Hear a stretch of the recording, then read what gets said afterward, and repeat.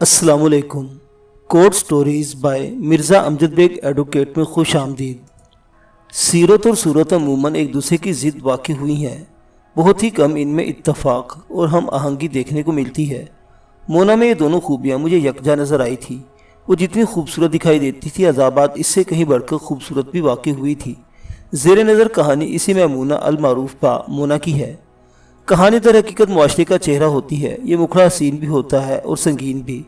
इसमें पढ़ाए जाने वाले वाक़यात और दिखाए जाने वाले मनाजिर खुशकुन भी हो सकते हैं और कराहत आमेज़ भी। कहानीकार किसी मखसूस सोच या नज़रिए में बंद होकर कलम नहीं चलाता, बल्कि वो मुआशरती ज़िंदगी के मुख्तलिफ गोशों को अल्फाज के पैरहन में उजागर करता है और इस फितरी अमल में वो इंतहा गैर जानिबदार होता है।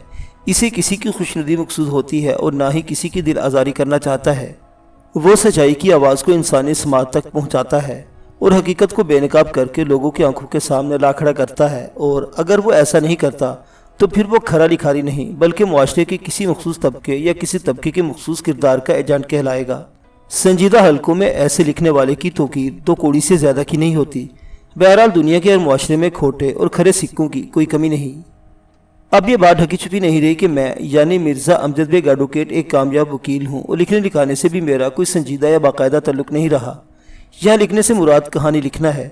मुझे इस बात की बेहद खुशी है कि लिखने वालों ने मेरे केसेस की रूह को मुतासिर नहीं होने दिया।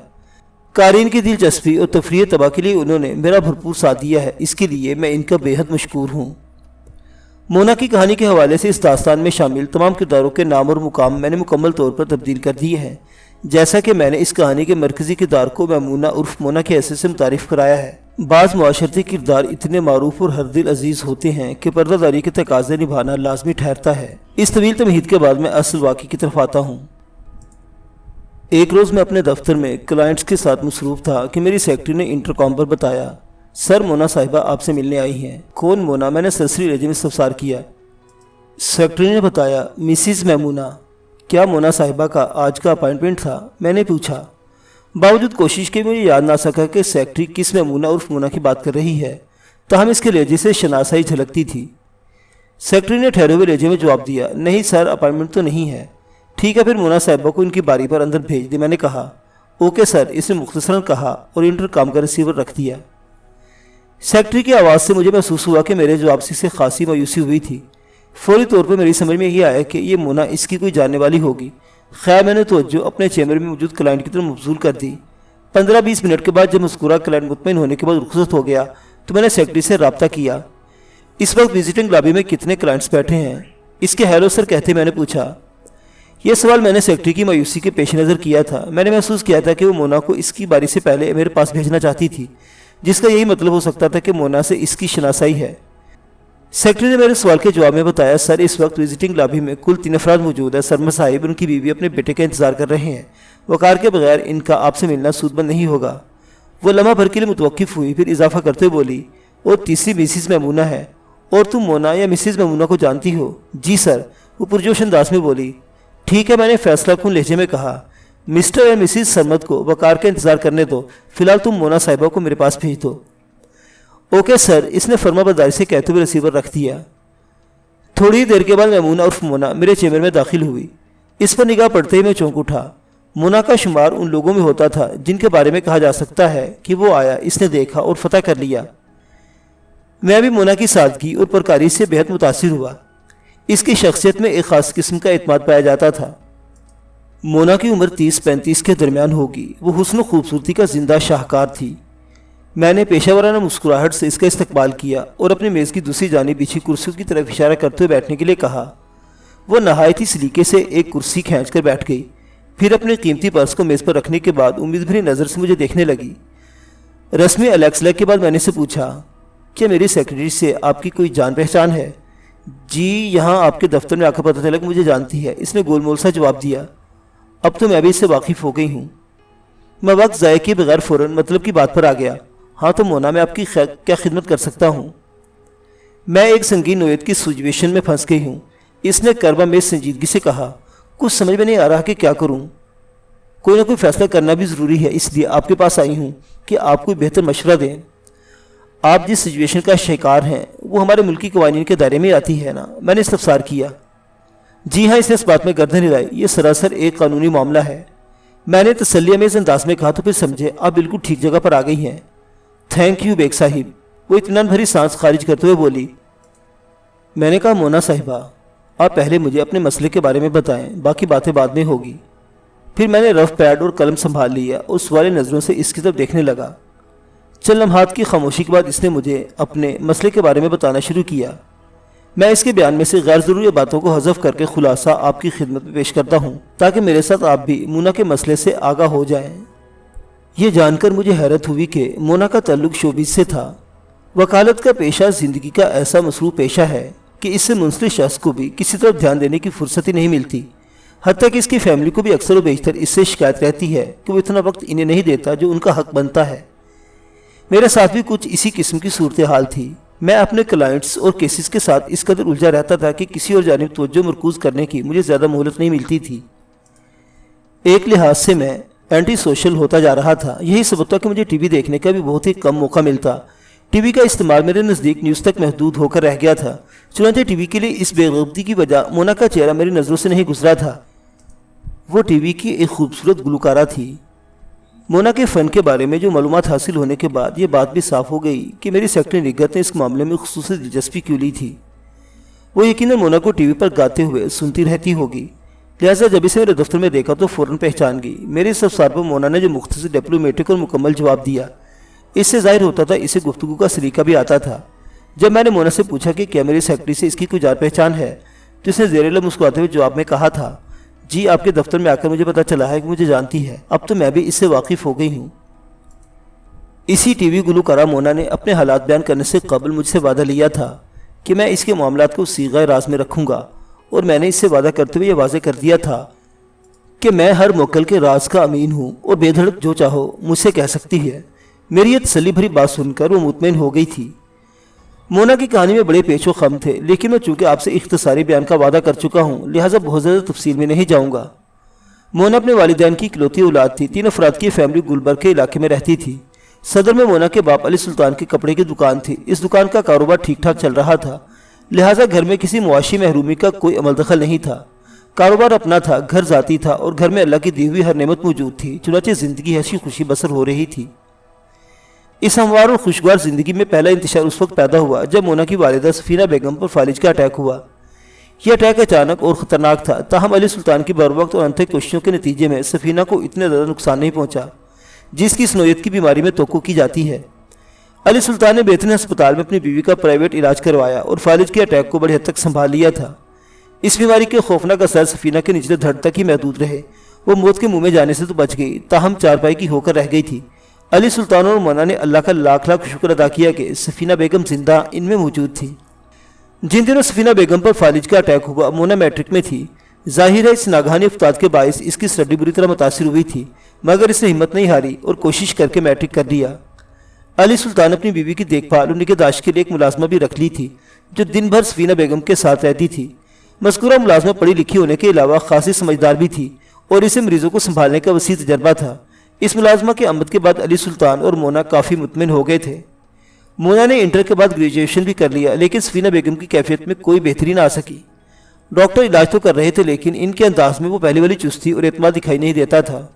ان کے انداز اور باتوں سے جھلکتا تھا کہ سفینہ بیگم کو باقی کی زندگی اسی معذوری کے ساتھ گزارنی ہوگی۔ اگرچہ ڈاکٹروں نے اپنی زبان سے یہ مایوسانہ بات نہیں کی تھی، تاہم علی سلطان سمجھ گیا تھا کہ حالات کس طرف جا رہے ہیں۔ علی سلطان ہمت اور حوصلے والا شخص تھا۔ جب ڈاکٹروں نے مایوسی اختیار کی تو اس نے اپنے کسی مخلص دوست کے اصرار پر ایک مستند اور تجربہ کار حکیم سے رجوع کیا۔ مذکورہ حکیم کی بہت شہرت تھی۔ حکیم صاحب نے مریض کا تفصیلی معائنہ فرمایا۔ اس کے بعد علی سلطان کا مفصل انٹرویو بھی کیا اور کافی سوچ بچار کے بعد کہا، آپ نے میرے پاس آنے میں کافی دیر کر دی ہے، بہرحال میں کوشش کرتا ہوں، آگے اللہ مالک ہے۔ یعنی آپ زیادہ پر امید نہیں ہے؟ علی سلطان نے گھمبیر لہجے میں پوچھا۔ میں اللہ کی رحمت سے مایوس نہیں سلطان صاحب، حکیم صاحب نے گہری سنجیدگی سے کہا، لیکن جیسا کہ میں نے پہلے بتایا ہے آپ نے مجھے رجوع کرنے میں خاصی تاخیر کر دی ہے۔ مریض کئی سال سے اس بیماری میں مبتلا ہے۔ کسی بھی بیماری کے لیے اس کی پسندیدہ رہائشی جگہ مریض کا جسم ہوتی ہے۔ اگر اسے جسم کے اندر خوش آمدید کہا جائے تو اس کے تئیں اس سے اچھی اور کوئی بات نہیں ہو سکتی۔ وہ آرام و سکون سے مریض کے بدن میں ڈیرے ڈال کر بیٹھ جاتی ہے۔ میری تشخیص کے مطابق فالج مریض کے نچلے حصے میں ٹھہر گیا ہے، اسے وہاں سے بھگانا اتنا آسان نہیں ہوگا۔ حکیم صاحب کے فتوے کو سننے کے بعد علی سلطان نے کہا، لیکن حکیم صاحب میں نے سفینہ کے علاج کے سلسلے میں ایک لمحے کی غفلت نہیں برتی، اپنا وقت اور پیسہ دل کھول کر صرف کیا ہے، اچھے سے اچھے ڈاکٹر کو دکھایا ہے اور مہنگے سے مہنگا علاج کروایا ہے، اور کئی سال گزر جانے کے بعد بھی علاج جاری ہے، اس میں ایک دن کا بھی ناغہ نہیں ہوا۔ علاج میں بڑا فرق ہوتا ہے سلطان صاحب، حکیم نے فلسفیانہ انداز میں کہا۔ میں ڈاکٹروں کے علاج سے واقف نہیں ہوں کہ اتنے سالوں میں دیکھا ہے کہ انگریزی دواؤں سے عموماً مرض کو دبا دیا جاتا ہے اور مریض سمجھتا ہے وہ ٹھیک ہو گیا ہے، حالانکہ مرض بدن کے اندر ہی چھپ کر کہیں بیٹھ جاتا ہے اور کچھ عرصے کے بعد شکل بدل کر ایک نئی بیماری کی صورت میں ابھر کر سامنے آ جاتا ہے۔ اس ملک میں بسنے والے لوگوں کا سب سے بڑا المیہ یہ ہے کہ اپنے آپ کو بہتر اور برتر ظاہر کرنے کے لیے کسی نہ کسی کی برائی اور کمتری یا کوتاہی ضرور بیان کرتے ہیں، اور یہ رویہ سب پیشہ ورانہ شعبوں میں کچھ زیادہ ہی نمایاں دکھائی دیتا ہے۔ حالانکہ اگر دوسروں کی خامیاں گنوانے کے بجائے اپنے کام پر توجہ دی جائے تو نہ صرف یہ کہ وہ کام مزید نکھر جائے گا، بلکہ اگر کہیں کوئی چھوٹی موٹی خامی موجود بھی ہے تو وہ اس توجہ کے باعث خوبی میں بدل جائے گی۔ مسابقت کا یہ عمومی منفی رویہ طب کے شعبے میں بھی نظر آتا ہے۔ ڈاکٹر حضرات عموماً حکیموں کے علاج اور ادویہ کو قابل بھروسہ نہیں سمجھتے۔ ان کے خیال میں جڑی بوٹیوں، مختلف معدنیات اور امکیات کو کوٹ چھان کر دوائی کے طور پر استعمال کروانا انتہائی خطرناک ہے۔ ادویہ کو کسی کنٹرول کے تحت مستدل لیبارٹری میں تیار ہونا چاہیے۔ بعض انتہا پسند ڈاکٹر تو یہاں تک بھی کہہ دیتے ہیں کہ یہ طریقہ علاج انسان کی زندگی سے کھیلنے کے مترادف ہے۔ اس کے جواب میں بعض حکماں بھی ڈاکٹروں کے بارے میں بڑی خراب رائے رکھتے ہیں۔ ازیں علاوہ ان ڈاکٹروں حکیموں کی اپنی برادری میں بھی کئی اختلافات پائے جاتے ہیں۔ ایک ڈاکٹر دوسرے ڈاکٹر کو برا کہتا ہے اور ایک حکیم دوسرے کو ناتجربہ کار۔ یہ وہی منفی مسابقت ہے جس کا میں نے اوپر ذکر کیا ہے، اور سب سے زیادہ افسوسناک بات یہ ہے کہ یہ خطرناک منفی وصف ہماری زندگی کے ہر شعبے اور ہر معاشرے کے ہر طبقے میں بدرجہ اتم پایا جاتا ہے۔ حکیم صاحب کے گھمبیر خیالات سننے کے بعد سلطان علی نے پوچھا، حکیم صاحب تو کب سے آپ علاج شروع کر رہے ہیں؟ علاج تو ابھی اور اس وقت شروع ہو سکتا ہے، حکیم صاحب نے گہری سنجیدگی سے کہا، لیکن اس کے لیے میری ایک شرط ہوگی۔ جی؟ علی سلطان نے سوالیہ نظروں سے اس کی طرف دیکھا۔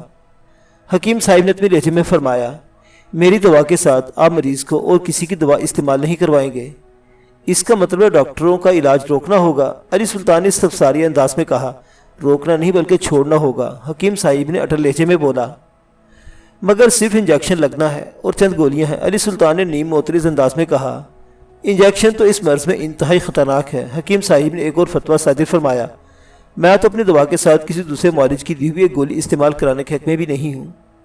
علی سلطان اپنی بیوی کی جزوی معذوری سے بہت پریشان تھا۔ ہر معقول شوہر ایسے معاملات میں پریشان ہوتا ہی ہے۔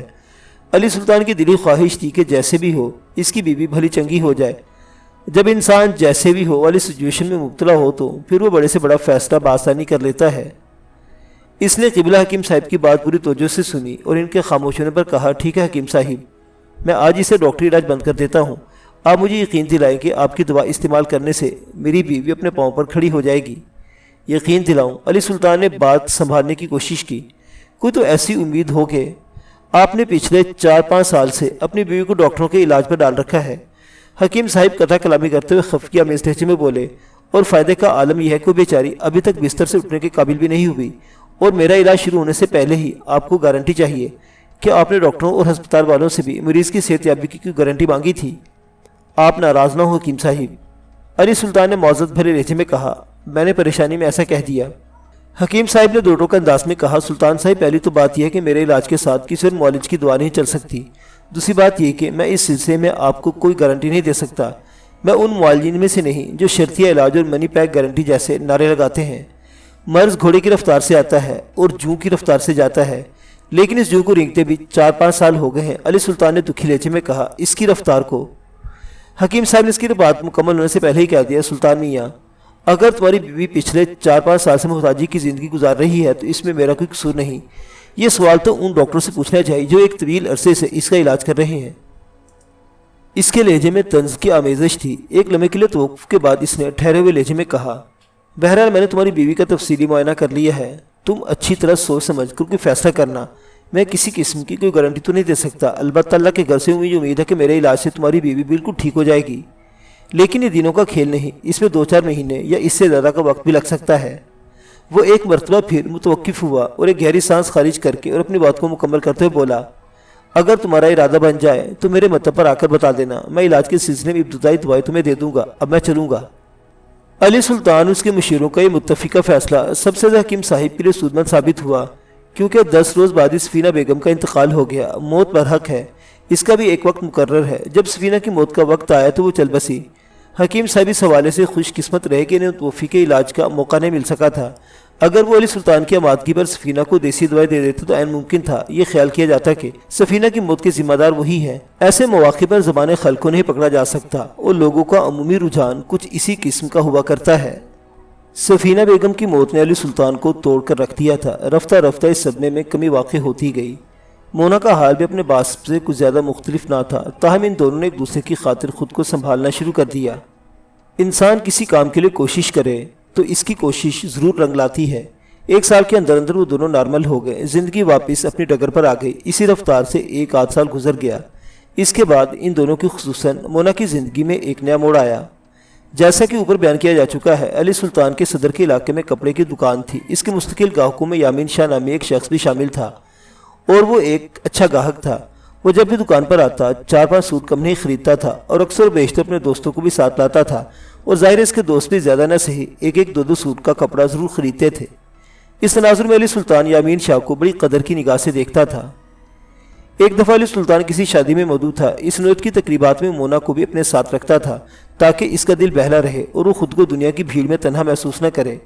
سفینہ کے انتقال کے بعد اسے باپ کے علاوہ ماں کا کردار بھی ادا کرنا پڑ رہا تھا۔ بچے چاہے کتنے بھی بڑے کیوں نہ ہو جائیں، انہیں ماں کی ہمیشہ ضرورت رہتی ہے۔ اسی تقریب میں علی سلطان کو یامین شاہ نظر آ گیا۔ دونوں کی نظریں ملی تو یامین انہی کی طرف آ گیا۔ پھر وہ بھی اس میز پر بیٹھ گیا جہاں علی سلطان اور مونا بیٹھے ہوئے تھے۔ اگلے ہی لمحے ان لوگوں میں شائستہ گفتگو ہونے لگی۔ دنیا جہان کی باتوں کے دوران علی سلطان نے اپنی بیوی کی طویل بیماری اور پھر انتقال کے بارے میں بتایا۔ مونا کو اپنی اکلوتی اولاد کی حیثیت سے بھی متعارف کرایا۔ علاوہ ازیں مونا کو بھی بتایا کہ یامین شاہ اس کی دکان پر سب سے زیادہ معتبر کسٹمر ہے۔ اس روز وہ ایک فیملی کی طرح گھل مل کر باتیں کرتے رہے اور خوشی خوشی وہاں سے رخصت ہوئے۔ اگلے روز چھٹی کا دن تھا۔ اس کے بعد جب علی سلطان نے اپنی دکان کھولی تو اس کا پہلا گاہک یامین شاہ ہی تھا۔ یامین عموماً شام کے وقت اس کی دکان پر آیا کرتا تھا۔ اتنی صبح صدر کی صبح عموماً 11-12 بجے ہوتی ہے۔ اپنی دکان پر اسے دیکھ کر علی سلطان کو حیرت ہوئی، تاہم اس نے پیشہ ورانہ مسکراہٹ سے اس کا استقبال کیا۔ یامین شاہ نے اس کی دکان کے اندر آنے کے بعد کہا، سلطان صاحب، آپ مجھے اپنی دکان میں دیکھ کر اس قدر حیران کیوں ہو رہے ہیں؟ آپ کبھی اتنی صبح آتے نہیں ہیں نا، اس لیے، علی سلطان نے نرمی سے کہا۔ وہ دراصل بات یہ کہ یامین شاہ نے وضاحت کرتے ہوئے کہا، جو لڑکا میری دکان کھولتا ہے وہ تھوڑا لیٹ ہو گیا ہے۔ اس وقت دکان کی صفائی ستھرائی کا کام ہو رہا ہے۔ میں نے سوچا آپ کے پاس بیٹھ کر تھوڑی سی گپ شپ لگائی جائے۔ یامین شاہ اسلحہ ڈیلر تھا۔ لکی سٹار کے قریب شاہ ٹریڈرز کے نام سے اس کی دکان تھی، جہاں وہ باقاعدہ لائسنس رکھنے والوں کو ہتھیار ان کے راؤنڈ فروخت کیا کرتا تھا۔ علی سلطان کی دکان یامین شاہ کی دکان سے 3-4 گلیوں کے فاصلے پر تھی۔ علی سلطان نے کہا، میں تو یہی دیکھ کر حیران ہوا تھا کہ اتنی صبح آپ خریداری کے لیے کیسے آ گئے؟ خریداری کے لیے تو میں آہے کرتا ہوں، یامین شاہ نے زمانی انداز میں کہا۔ کبھی کسی اور مقصد کے لیے بھی آ جانا چاہیے، آپ کیا کہتے ہیں؟ ہاں کیوں نہیں، ضرور، علی سلطان نے جلدی سے کہا، مگر سوچ میں پڑ گیا کہ یامین شاہ نے ایسی مبہم بات کیوں کی ہے۔ آج سے پہلے وہ کبھی گپ شپ کرنے اس کی دکان پر نہیں آیا تھا، آج ایسی کیا بات تھی؟ اس لیے علی سلطان کو ایک روز پہلے والی ملاقات یاد آ گئی جب وہ لوگ شادی کی تقریب میں ملے تھے اور خوب شیر و شکر ہو کر انہوں نے باتیں کی تھیں۔ علی سلطان نے سوچا شادی آمد اسی بے تکلفی کی ہی کوئی کڑی ہے۔ علی سلطان کے ذہن میں یامین شاہ کی یہ بات بھی اٹکی ہوئی تھی، خریداری کے لیے تو میں آیا ہی کرتا ہوں، کبھی کبھی کسی اور مقصد کے لیے بھی آ جانا چاہیے۔ علی سلطان نے اس سے پوچھا، آج کل اسلحے کا بزنس کیسا چل رہا ہے؟ ہمارا بزنس تقریباً ایک ہی جیسا رہتا ہے، اس نے جواب دیا۔ عموماً ہمارے پاس لگے بڑے گاہک آتے ہیں، ان میں بھی زیادہ تعداد شکار کے شوقین افراد کی ہوتی ہے، جن کے پاس بڑی عمدہ قسم کی شکاری رائفلیں ہوتی ہیں اور وہ خوب سے خوب تر کی تلاش میں بھی رہتے ہیں۔ اس لیے ہمارے پاس جیسے ہی کوئی امپورٹڈ پیس آتا ہے وہ ہاتھوں ہاتھ نکل جاتا ہے۔ بعض لوگوں نے تو پہلے ہی بھی فرمائش کر رکھی ہوتی ہے کہ وہ فلاں رائفل یا فلاں گن ہاتھ لگے تو اس کے لیے رکھ لی جائے۔ وہ لمحے بھر کو سانس لینے کے لیے متوقف ہوا، پھر اضافہ کرتے ہوئے بولا، علاوہ ازیں ہماری دکان پر گن کی ریپیئرنگ کا کام بھی تسلی بخش ہوتا ہے، کبھی آپ ادھر کا چکر لگائے نا، میں آپ کو ایک سے بڑھ کر ایک آئٹم دکھاؤں گا۔ انشاءاللہ میں ضرور چکر لگاؤں گا، علی سلطان نے اس کا دل رکھنے کے لیے کہا۔ یامین شاہ نے پوچھا، ویسے تو آپ کو گن کون سی پسند ہے؟ مجھے اسلحے وغیرہ کا شوق نہیں رہا، علی سلطان نے صاف گوئی کا مظاہرہ کرتے ہوئے سادگی سے کہا۔ اسلحہ تو مرد کی شان ہوتا ہے جناب، وہ فخر انداز میں بولا۔ وقت کے ساتھ ساتھ ہر شے کا مزاج اور انداز بدل گیا ہے۔ کسی زمانے میں گھوڑا اور تلوار مرد کی شناخت اور شان ہوا کرتے تھے، ان کی جگہ گاڑی اور ہتھیار نے لے لی ہے، اور یہ دونوں چیزیں وقت کی ضرورت بھی ہیں۔ میں آپ کی بات سے اختلاف نہیں کروں گا شاہ جی، علی سلطان نے معتدل لہجے میں کہا۔ واقعی آج کل زندگی میں ان دونوں چیزوں کا بڑا عمل دخل ہے، یا دوسرے الفاظ میں یہ کہہ سکتے ہیں کہ موجودہ دور کی ضرورت ہے۔ میرے پاس گاڑی تو ہے لیکن اسلحے وغیرہ سے میں نے ہمیشہ پرہیز ہی کیا ہے۔ آپ کبھی میری دکان پر آئیں تو میں آپ کو ایک خوبصورت چھوٹی سی گن دکھاؤں گا، یامین شاہ نے اکسانے والے انداز میں کہا۔ جرمنی میڈ ہے، ایزی ہینڈل، لائٹ ویٹ اور لباس میں چھپانا انتہائی آسان۔ آپ اس گن کو ہاتھ میں لے کر دیکھیں گے تو آپ کی طبیعت باغ باغ ہو جائے گی۔ مجھے امید ہے آپ اس کے لمس اور چھب سے ایسے متاثر ہوں گے کہ پرہیز توڑنے پر مجبور ہو جائیں گے۔ علی سلطان کو اس کی کاروباری باتیں سن کر یقین ہو گیا کہ وہ ایک کامیاب اسلحہ ڈیلر تھا۔ جس طرح گھر آئے ہوئے مہمان کا دل توڑنا اچھا نہیں سمجھا جاتا، بالکل اسی طرح دکان پر آئے ہوئے یامین شاہ کی دل شکنی علی سلطان کو مناسب نہ لگی۔ چنانچہ اس نے گہری سنجیدگی سے کہا، شاہ جی، میں ایک آدھ روز میں ضرور آپ کی دکان پر آؤں گا اور اس گن کا دیدار کروں گا جس کی آپ نے اتنی تعریفیں کی ہیں، اور اگر اس گن نے واقعی میرا دل مول لیا تو خرید بھی لوں گا، لیکن ایک گھمبیر مسئلہ ہے۔ علی سلطان نے متفکرانہ انداز میں بات مکمل کی تو شاہ جی نے جلدی سے پوچھا، کیا مسئلہ ہے جناب؟ میرے پاس اسلحے کا لائسنس وغیرہ تو نہیں ہے، وہ متعاملانہ لہجے میں بولا۔ کیا آپ لائسنس کے بغیر بھی اسلحہ فروخت کرتے ہیں؟ سچی بات بتاؤں سلطان صاحب، یامین شاہ گہری سنجیدگی سے بولا، میں نے بزنس میں ایمانداری کو ہمیشہ شامل رکھا ہے، اور اسلحے کی فروخت کے لیے حکومت پاکستان نے جو بھی قوانین رکھے ہیں میں ان کی پوری پاسداری کرتا ہوں۔ میری دکان پر کسی نوعیت کی کوئی باقاعدگی آپ کو دیکھنے کو نہیں ملے گی، اور جہاں تک آپ کے لائسنس کا تعلق ہے تو میں اس کا بھی کوئی نہ کوئی بندوبست کر ہی لوں گا۔ آپ کے ساتھ تو گھر والی بات ہے۔ گھر والی بات، ان الفاظ نے علی سلطان کو ایک مرتبہ پھر چونکنے پر مجبور کر دیا۔ وہ اچھی طرح سمجھ گیا کہ یامین شاہ آج اس کی دکان پر کسی اور مقصد سے آیا ہے۔ وہ اس سے کوئی خاص بات کہنا چاہتا ہے اور اسلحے کے موضوع پر گفتگو کر کے وہ مذکورہ بات کے لیے گراؤنڈ بنا رہا ہے۔ ایسی کون سی بات ہو سکتی تھی؟ یہ سوال علی سلطان کو مسلسل ستا رہا تھا۔ اس نے قریت کے سلسلے کو جاری رکھتے الجھن زدہ انداز میں کہا، شاہ جی، آپ میرے لیے لائسنس کا بندوبست کریں گے؟ آج کل تو ہر قسم کے اسلحے کے لائسنس پر گورنمنٹ نے باقاعدہ پابندی لگا رکھی ہے۔ گورنمنٹ کی پابندی اپنی جگہ، وہ معنی خیز انداز میں بولا، میں اگر چاہوں تو اس پابندی کے دوران بھی آپ کے لیے لائسنس کا انتظام ہو جائے گا۔ آپ کی بات میری سمجھ میں نہیں آیا شاہ جی، علی سلطان نے متذبذب لہجے میں کہا۔ آپ پوری ایمانداری اور اسلحے کی فروخت کے قوانین کے اندر رہتے ہوئے دکان چلاتے ہیں، پھر حکومت کی جانب سے عائد کردہ پابندی کے باوجود بھی کس طرح میرے لیے لائسنس؟ میں سمجھاتا ہوں آپ کو، وہ قطع کلامی کرتے ہوئے بولا۔ بات دراصل یہ ہے کہ لائسنس ٹرانسفر کا آفس ہر وقت کھلا رہتا ہے۔ گورنمنٹ نے لائسنس کے اجراء پر پابندی عائد کر رکھی ہے، مگر لائسنس کی خرید و فروخت کے لیے ایسی کوئی قدغن نہیں ہے۔ کوئی شخص اپنی مرضی سے اپنا لائسنس کسی دوسرے شخص کے نام ٹرانسفر کر سکتا ہے، بس احتیاطاً خرید و فروخت کے الفاظ کے بجائے ٹرانسفر کی ٹرم استعمال ہوتی ہے۔ اس صورت میں ظاہر لائسنس فروخت کرنے والا اچھی خاصی رقم وصول کرتا ہوگا جس کا باقاعدہ کہیں اندراجہ حساب بھی نہیں ہوتا ہوگا۔ علی سلطان نے پرسوچ انداز میں کہا، بالکل ایسا ہی ہوتا ہے۔ یامین شاہ تائیدی لہجے میں بولا، لیکن آپ اس سلسلے میں فکر مند نہ ہوں، میں آپ کی زیادہ رقم خرچ نہیں ہونے دوں گا۔ سمجھ لے کہ عام لائسنس فیس پر ہی آپ کا کام ہو جائے گا، مگر کیسے؟ سلطان نے الجھن زدہ حیرت سے اس کی طرف دیکھا۔ وہ وضاحت کرتے ہوئے بولا، بات دراصل یہ ہے کہ بعض لوگ جن کی سیاسی اور سماجی حلقوں میں بڑی گہری رسائی ہوتی ہے اور حکومت کے باثر افراد سے بھی روابط ہوتے ہیں، وہ موقع محل دیکھ کر اپنے لیے ایک سے زیادہ لائسنس حاصل کر لیتے ہیں۔ بعد ازاں وہ اپنی ضرورت کے تحت انہیں فروخت نہیں کرتے بلکہ اپنے پاس ہی رکھتے ہیں یا اپنے کسی جاننے والے کے نام تحفتاً ٹرانسفر کروا دیتے ہیں۔ میں ایسے ایک شخص کے آپ کے لیے لائسنس حاصل کر لوں گا۔ جب میں ایسے کسی شخص کو، اور وہ شخص مجھے جانتا ہی نہیں، تو اپنا لائسنس وہ کیسے میرے نام ٹرانسفر کر دے گا؟ علی سلطان نے ایک اہم سوال اٹھایا۔ یامین شاہ نے ٹھہرے ہوئے لہجے میں جواب دیا، میرے خیال میں آپ ایک ایسے شخص کو اچھی طرح جانتے ہیں اور وہ بھی آپ سے بخوبی واقف ہے۔ ایسا شخص کون ہو سکتا ہے شاہ جی؟ علی سلطان الجھ کر رہ گیا۔ آپ اس کا نام بھی لے رہے ہیں؟ یامین شاہ نے معنی خیز انداز میں مسکراتے ہوئے کہا، اور یہ بھی پوچھ رہے ہیں کہ ایسا شخص کون ہو سکتا ہے؟ نام لے رہا ہوں؟ علی سلطان کی الجھن دو چند ہو گئی۔ یعنی شاہ جی آپ بالکل صحیح پہچانا۔ وہ ہاتھ پر ہاتھ مارتے ہوئے بولا، میرے پاس 2-3 لائسنس پڑے ہیں، میں ان میں سے ایک آپ کے نام ٹرانسفر کر دیتا ہوں۔ لیکن کچھ نہیں۔ علی سلطان نے کچھ کہنے کے منہ کھولا ہی تھا کہ یامین شاہ نے اپنی لہجے میں کہا، آپ انکار نہیں کریں گے؟ آپ اس لائسنس اور اس چھوٹی سی گن کو میری جانب سے تحفہ سمجھ کر رکھ لیں گے؟ میں اس سلسلے میں آپ سے ایک پیسہ بھی وصول نہیں کروں گا، مگر تحائف کا بدلہ 2 طرفہ ہوتا ہے۔ علی سلطان متذبذب لہجے میں کہا، آپ کی یہ پیشکش میری سمجھ سے بالاتر ہے۔ یامین اس بات میں گردن ہلاتے ہوئے بولا، میں آپ سے بالکل اتفاق کرتا ہوں، تحائف کا تبادلہ ایک طرفہ نہیں ہوا کرتا۔ اس سلسلے میں نے آپ پر کوئی پابندی تو عائد نہیں کی۔ اگر مجھے بھی محبت سے کوئی تحفہ دیں گے تو میں اسے خوشی سے قبول کر لوں گا، تو پھر پہل میری طرف سے ہوگی۔ علی سلطان نے پرجوش انداز میں کہا، कपड़ा तो आप अक्सर मेरी दुकान से ले जाते हैं। अली सुल्तान ने सोच में डूबे हुए लहजे में कहा, आपके तोहफे के लिए कोई मुनफरिद और नई चीज़ होनी चाहिए। जैसी आपकी मर्जी। यामीन शाह इस बात में गर्दन हिलाते हुए बोला, मैं आपकी तरफ से आने वाले तोहफे का इंतज़ार करूंगा। इसके बाद ही वो खूबसूरत गन माल लाइसेंस आपकी खिदमत में पेश करूंगा। इस दौरान में मैं ट्रांसफ़र वाला दस्तावेजी काम निपटा लेता हूँ। हाँ, ये बिल्कुल मुनासिब रहेगा, अली सुल्तान ने तायदी अंदाज में कहा। यामीन शाह बड़ी मोहब्बत से हाथ मिलाकर रुखसत हो गया।